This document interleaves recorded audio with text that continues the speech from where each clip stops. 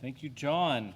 And thank you, everybody, for having me here today. Thank you, Ted. I can't tell you how much that I really appreciate and honored to be here and to talk about the topic of struggle and the value of struggle, as I don't think there's anybody in here that hasn't been through struggle at some point in their life in various degrees. But I think one thing that we haven't had the opportunity of is actually understanding the importance of it and how it actually shapes us and its value. But as we get into this, or before we get into this, I think it's important, and I appreciate the excellent introduction from John, but we're meeting for the first time, so I think it's only fair that I share a little bit about myself so you know who I am and where I've come from, and then we can jump into some of the struggle, and you'll see some of the struggles even through this story as well. So I've got two clickers up here, so bear with me. One is going to be for that, and one is for my own notes here. So we'll get through this. All right. First of all, this is my family. You can see my wife, Lindsay. We've been married for 14 years. We're both from Ohio, as we were talking about earlier today.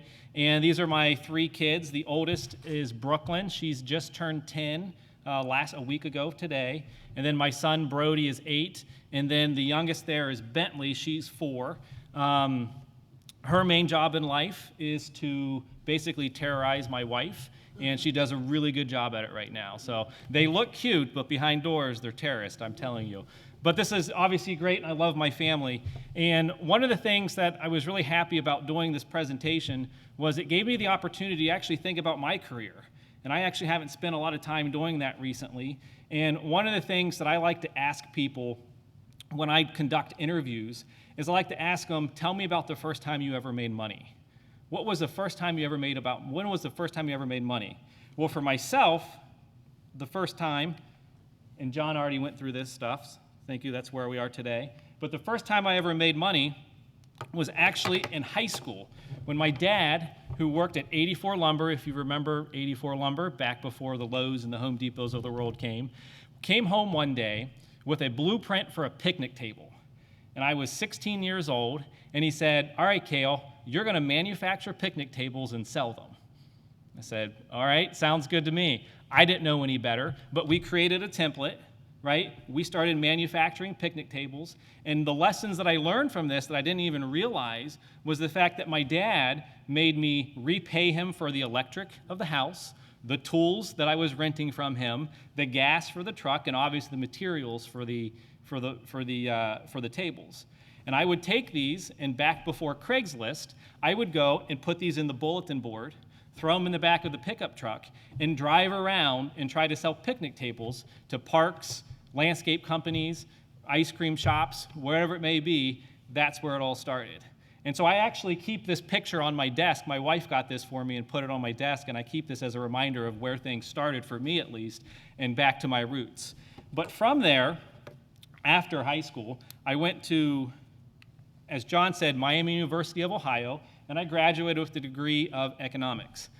That would be young Cale, and all the things I wish I could tell young Cale.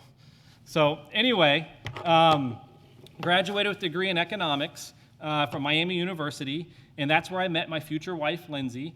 And from there, after I graduated college, I went and worked at Ryan Homes.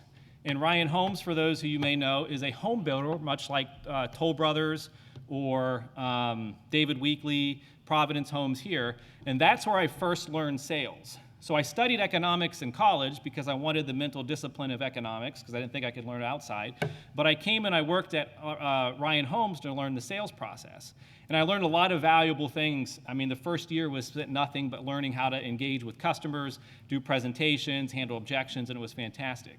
But rather than going on and get a master's degree, you'll see what I did after 2 years under good counsel and one of my mentors was I went and found a company like Centos, which had a management trainee program.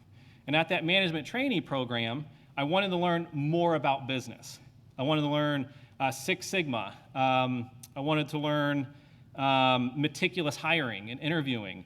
I wanted to learn all these other various things about customer service, accounting, all that stuff, and that's what provided for me, was Centos. From Centos is where you heard where we started this. After a couple of years, I was in a fortunate network that I was able to go and finally get a job with Alliance Healthcare Services. Now, as John mentioned earlier, Alliance Healthcare Services partners with hospitals to create radiology solutions, not just for our mobile solutions. This is actually what's called a PET CT. We put MRIs and other things in the back of these trucks and drive them around. But they create fixed site promotions or fixed site locations as well. And this was probably, at this time in my life, this was what moved me to Florida.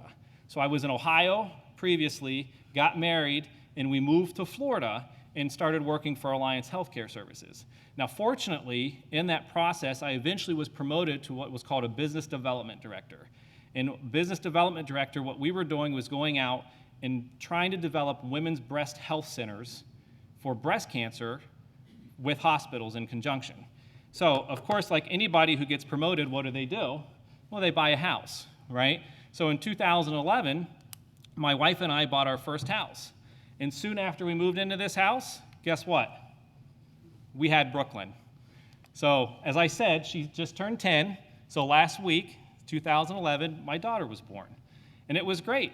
And life was wonderful, right? We were, there we go. This is our family, right, around Christmas and the New Year. And everything was going wonderful. Christmas 2011.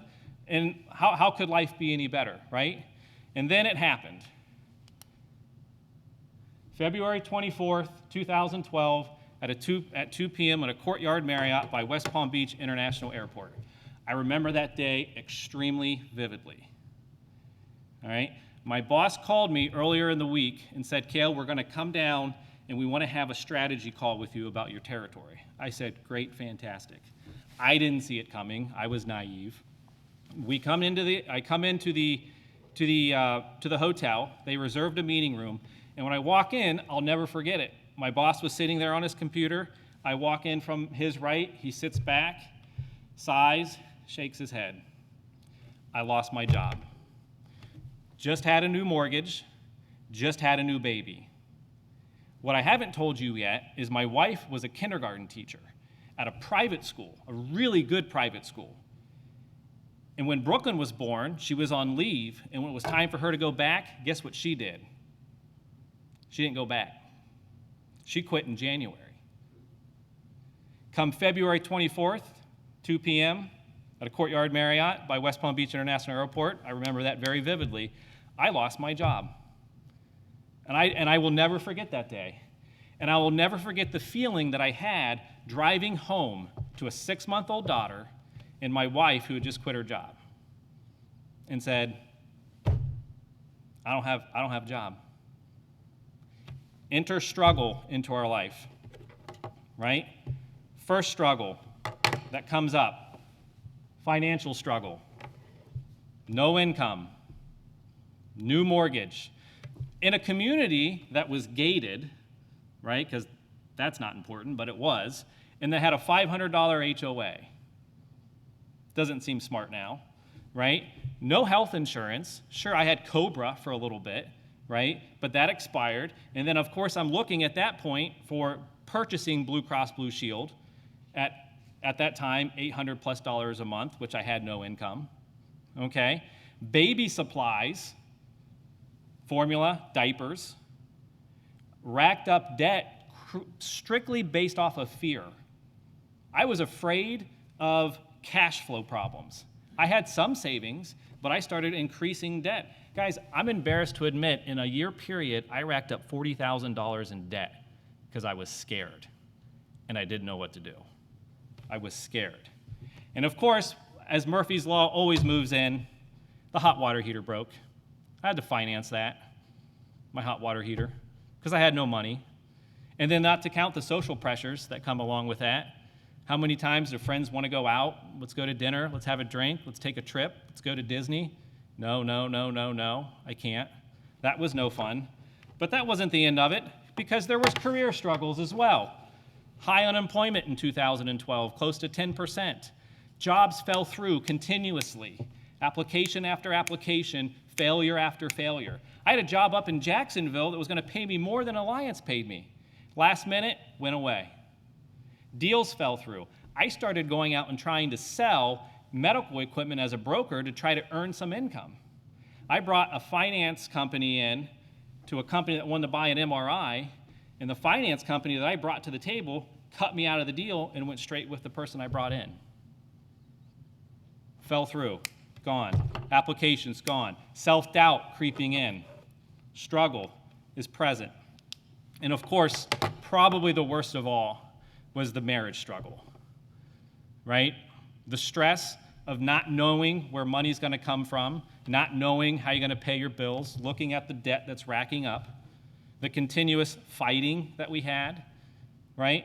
We no longer became a team, and the loss of connection with my wife. As she is staying up at night with a newborn, getting no sleep, I'm up at night because I can't sleep because I'm stressed, and then we had the whole situation that was just out in front of us, right? Worst part of this, and I'll say this, and I'm going to tell you that I had permission from my wife to say this because she's not really proud of it, but it happened. I come in, I tell her about all these opportunities and deals. They keep falling through. I come into the bedroom after she just bathed Brooklyn. Brooklyn's on our bed, Lindsay's on our bed. I come in and I say, hey, here's what I have going on. This is what's happening. She lets out a sigh. She looks up at me and she says, Cale, it just feels like you're crying wolf all the time. Loss of hope. Worst part of it. Now, the irony of all of this is the company that laid me off, if you were paying attention, Alliance Healthcare Services, is also the company I work for now today, okay? So there is a positive to the story. But over time and over my career, I've learned that these 6 months to a year of my life have been the most valuable time of my life, right?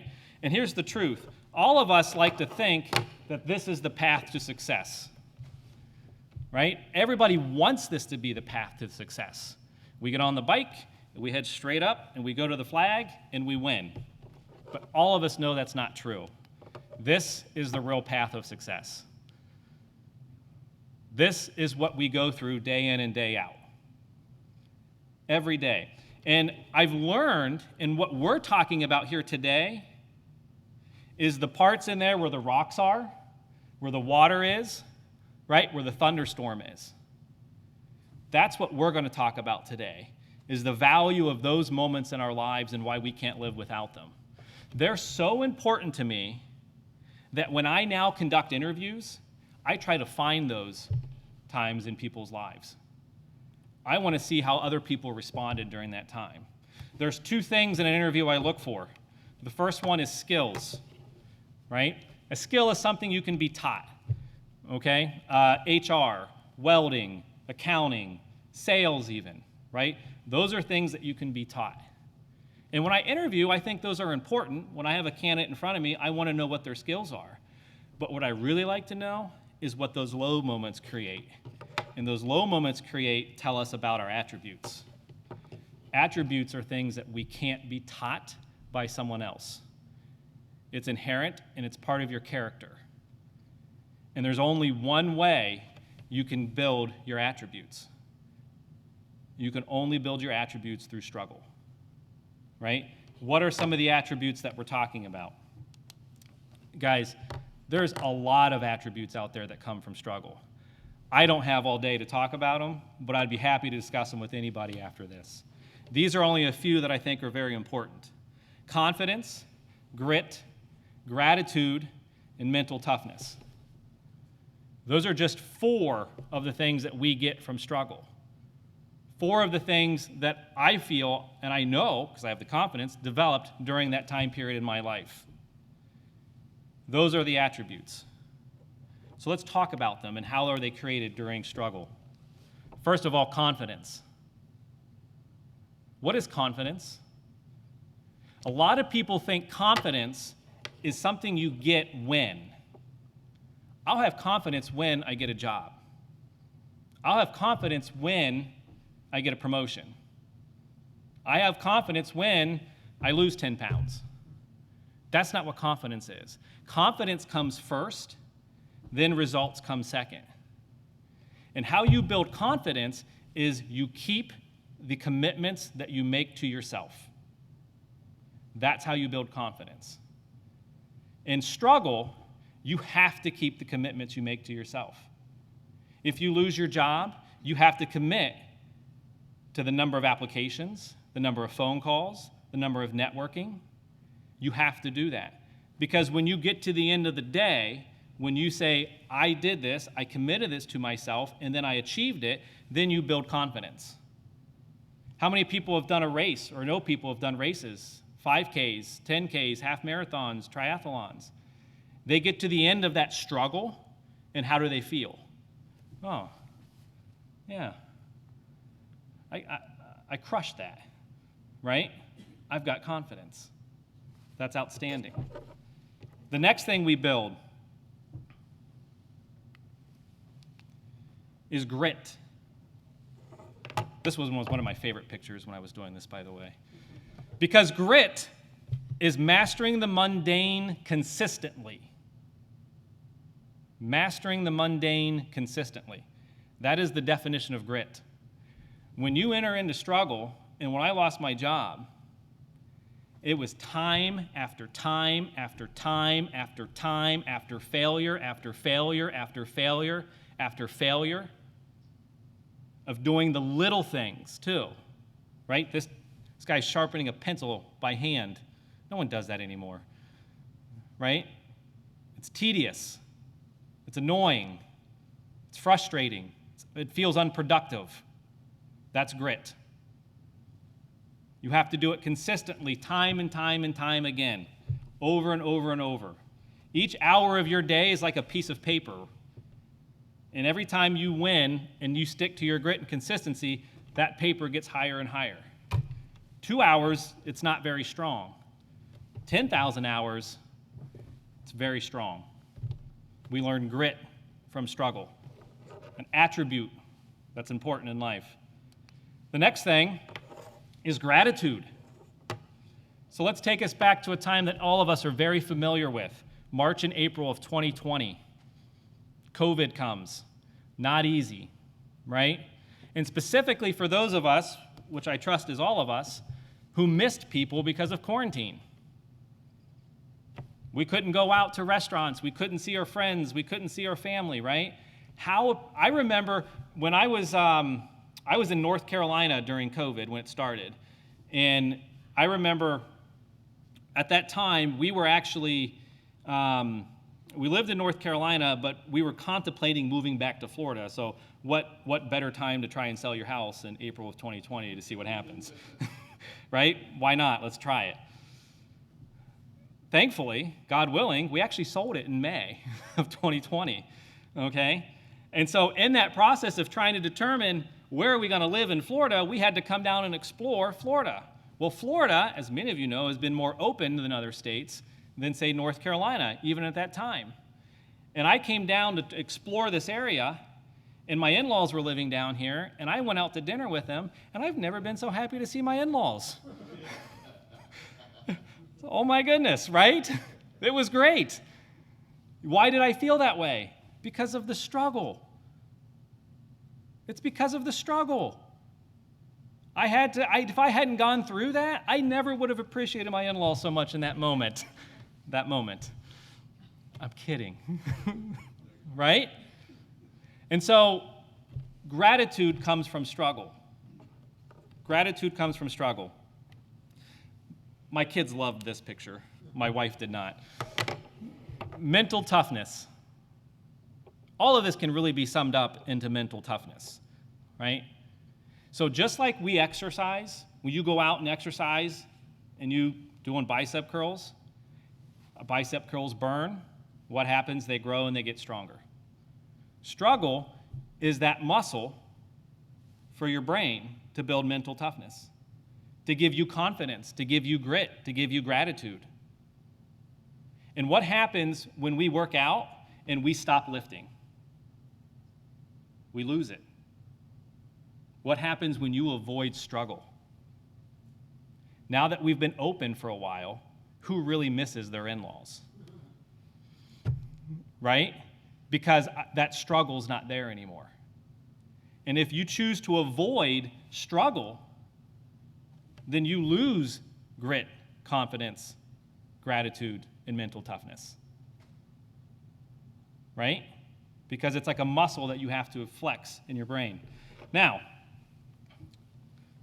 you might think that this all sounds crazy, okay? But here's the reality of it. It's all through the Bible. Romans 5:3-5. More than not, we rejoice in our sufferings, knowing that suffering produces endurance, and endurance produces character, and character produces hope.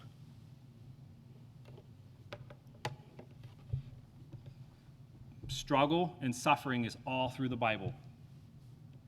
And right here, what we just talked about, we rejoice. Gratitude. We rejoice in our suffering, knowing that suffering produces endurance, grit, right? And endurance produces character, confidence. And character produces hope. It's there. We shouldn't avoid it. We learn so much from it, and we gain so much from it. Which one of these two people would you rather be? Ask yourself the question, the person on the right in the maroon, what kind of decisions did he make? Right? Did he get off the couch? Did he make the extra call? Did he do the extra application, go the extra mile? And look at the person in the blue. He looks beat up, I'm not going to lie, right? But that guy's got some confidence. He's got some grit, and I bet he's thankful where he is right now. And he certainly looks mentally tough. And so when you look at this picture, you have to ask yourself the question, which one of these am I? Am I avoiding it? Or am I running towards it? Am I running towards being uncomfortable? You know who really understood this well and said it better than anyone? Pope Benedict XVI. The world offers you comfort, but you were not made for comfort. You were made for greatness. Look what he just did. First of all, the world offers you comfort. How many times have you guys been in a situation where someone you know, could be a friend, a family, a loved one, who cares about you, I'm not taking that from them, but says, slow down. It's the weekend. It's Friday. The world offers you comfort. Here's the truth, guys. You're not made for comfort. You were here for a purpose. And your purpose, and your God-given purpose, is greatness. And what is Pope Benedict XVI really saying? Greatness is hard. Greatness is struggle. He has redefined struggle into greatness. Right? You guys are meant for more. And it's not going to be comfortable. And you've got to ask yourself, am I going to run towards comfort, or am I going to run towards what's hard? And what Pope Benedict did here in redefining greatness was an amazing and intelligent thing. Because what it tells us, and this is Romans 8:28, is that in all things God works for the good of those who love him. In all things. All things. So what's happened here is Pope Benedict has redefined the term struggle into greatness. You see, happiness, guys, is the meaning you give the events that happen in your life. Happiness is the meaning you give events that happen in your life. You can look at struggle and give it a meaning of, things are always happening to me. They're always happening to me. I had a job up here, it fell through. I had a deal, I got cut out. Right? I lost my job. Things are always happening to me. Nope, it's not true. Because we've redefined struggle into greatness as Pope Benedict did. If in all things God works for the good, that means things happen for you, not to you. We don't understand sometimes why. There are several times I'm sitting in traffic and I don't know, why is this happening? Right? Why is this happening? I shouldn't be in traffic. This is ridiculous. But I don't want to be a victim, because victims don't have choices. And when things happen to us, we don't have choices. When things happen for us, we have a choice. And we have an understanding. We have to move past and I say an understanding, we have a knowing, to be honest, because we have to move past the understanding and on to the knowing. I don't understand why this is happening for me, but I know it's going to be good for me. And I don't know when I'll know that. I had a good friend one time best summarize, and we're talking about faith here, guys, best summarized faith for me in the fact that I don't understand how a black cow eats green grass and makes white milk, but I know I love ice cream. Right? That's what it is. Now, everything up here we've talked about so far, I bet you all of you already knew it. Bet you all you already know it. This is just a reminder and a refresher. But here's the problem. And here's where we're going to go next and take this to a new level, okay, is that if we all know it, then why is common sense not always common practice? This is my favorite one. Why is common sense not common practice if we know it, right? And this is what I want to try to offer you guys, is some things that you can use that when you feel that struggle and you feel that pressure, help pull you through, okay? Because we don't want motivation, because motivation wears off. We've all watched a YouTube video and we felt really good. Maybe you feel good now, I hope so, right? And then you run through that first brick wall and you get to the second brick wall and you're like, that kind of wore off, right?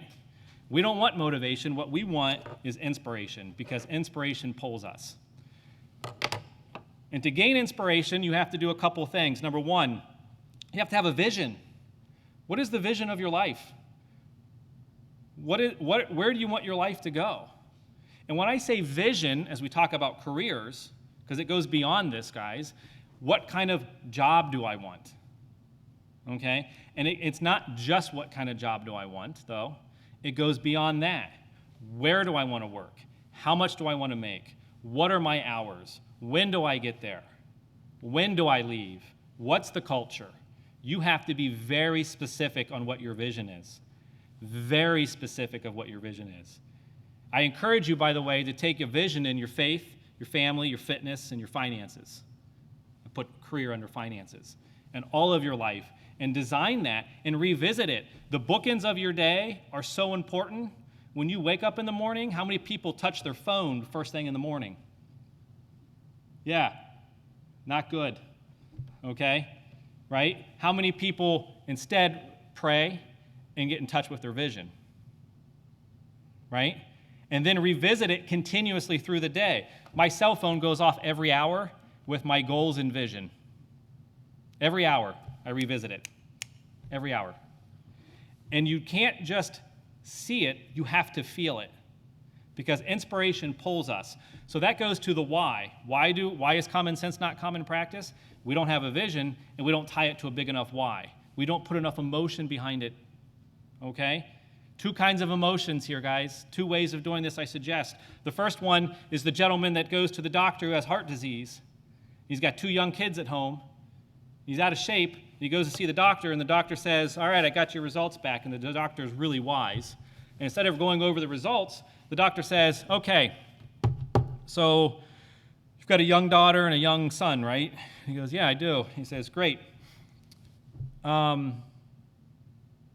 you want someone else walking your daughter down the aisle? Because it ain't going to be you based off this. Right? Do you think that's powerful enough to make somebody change?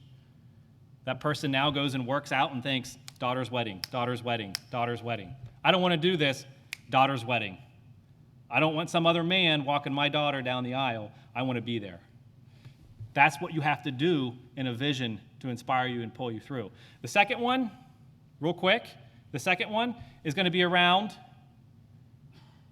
a cause. Okay? One of my causes is to fight bad fathers. Fathers that aren't present for their parent or for their kids, aren't there for their wife, right? And so I want to beat that. Now, I don't go out and actually beat that by going up to people like the gentleman at Disney I saw the other day that had headphones in and watching a football game while on a ride with his son. I beat that by trying to be the example for everybody, right? I've got an enemy, per se, in the sense that I have a cause. It's been proven that businesses don't do as well after they put all their competition out of business because they have no cause. They have no purpose, right? What's your purpose? That pulls you through. You feel struggle, I want to quit. What is it, guys? What is it that's going to pull you through? How do you find this, by the way? Journal. You guys should be journaling every day. As you journal, you will start to find your cause, start to find your vision and your why, and start writing that down every day. Revisit that every day. Okay? Colossians 3:23, work willingly at whatever you do as though you were working for the Lord rather than people. That needs to be part of your vision too, and your why. When you work, are you working as if you're working for the Lord? It's a good question. All right. I'm going to leave time for questions, I promise. I'm going as fast as I can. I'm getting into it. I'm sorry. So the next thing here, we only have a few more slides. The next thing to do it, to help you guys pull through these hard times is really greatness happening to you, is to ask questions. Questions are the answers. We already asked a question, right? Why? We already asked the question, why? Why am I doing this?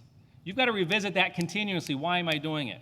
The quality of your life is dependent on the quality of questions you ask yourself. What do I want out of this moment? What do I want out of this career ministry? What do I want out of this day? When you ask a question, you change the thinking. If you want to change someone else's mind, ask them a question. You can't help it. They start thinking, what's the answer to that question, right? You got to start asking yourself different questions. Okay? Most important question I ask, other than why, those are all important. But the one question I like to ask a lot, especially the people I mentor, are you interested or are you committed to your goals? That alone is a very heavy question. The person who is interested was the person in the maroon who chose comfort when the world offered it. What time do you get up in the morning?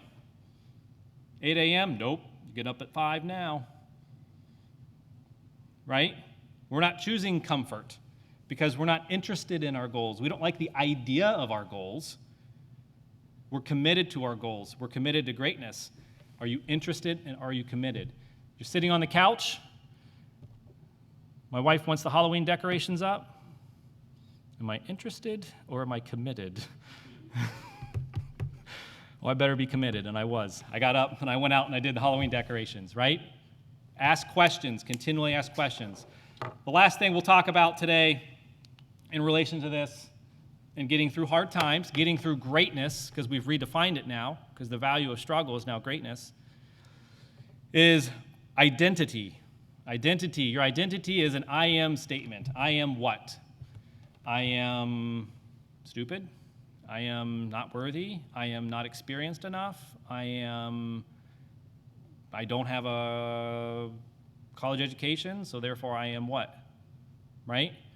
You've got to learn to change your identity. Going back to journaling in the mornings, journal, pray, journal. Journal your vision, journal your why. Ask yourself quality questions. Am I interested or committed? What do I want out of this day? What do I want out of this moment? What do I want to feel? I want to feel abundance, love, joy, humor, all of those things. And then what are you? Well, I am worthy of my goals. I am capable of my goals. You've got to change your identity. Your identity is like a thermostat on the wall, set to 72 degrees. And you guys all know that, when I say this, you all know it's true. When something happens in life, let's say in my case, I lost my job, the room, the thermostat, my identity, was cooled off, right? But somehow I found my way back up to 72 degrees. Why? Because that was my belief system. Now, some of us, myself included, will have an opportunity in life where, say, I start to get in better shape, right? I start to lose weight, but my identity, the thermostat turns up, and we're hot, and that's great, right? We're moving, but my identity doesn't really believe it, so it pulls me back down to 72, and I put the weight back on, right? Your identity is important. You have to continuously, and I'm telling you, I could give you specific examples later how this has happened in my life. Commit to the I am statements in your journaling, right? Rename and reframe. Struggle is now greatness. We need to journal, create a vision that you revisit on a regular basis. Design your life. My suggestion is faith, family, fitness, and finance. Okay? Ask quality questions and change your identity. And when you get to the struggle, the greatness of your life, you can pull on those sources because your mind will be trained, your spirit will be trained. You've already practiced it every day for the last 30, 60, 160, 180, 4 years, that you can now inspire and pull yourself through it. Here's the deal. 1 Corinthians 9:24. Do you know that the runner in a race, do you know that the runners in a race all run, but only one receives the prize? Run in such a way that you may attain it. Run in such a way. Which way do you think that is? You think that way of running is soft and easy?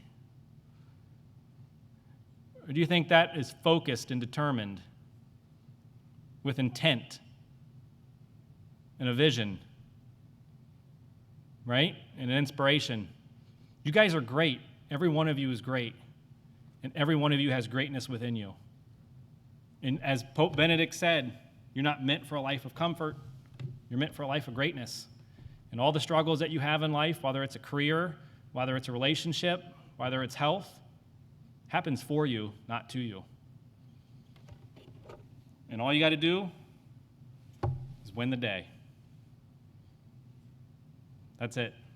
Just win the day. Hey, I lose some days. I do. But I tell you what, I'm fired up and I win most of them. And want to keep winning most of them. So that's my presentation on struggle. I hope you guys found some value in it. And I do appreciate the opportunity again to come in here and have the conversation. So thank you.